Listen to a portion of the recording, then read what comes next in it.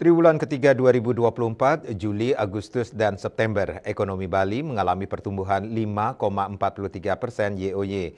Pertumbuhan ini didorong oleh kunjungan wisatawan dan konsumsi masyarakat yang meningkat.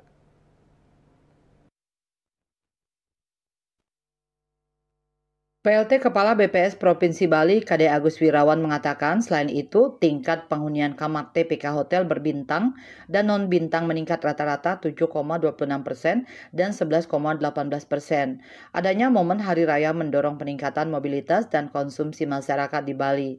Aktivitas produksi juga tetap ekspansif terlihat dari indikasi impor bahan baku dan bahan penolong 34,80%, penjualan listrik pada industri dan bisnis yang meningkat masing-masing sebesar 16% dan 15%. Penyaluran kredit naik 8%, neraca perdagangan surplus, dan peningkatan penjualan semen.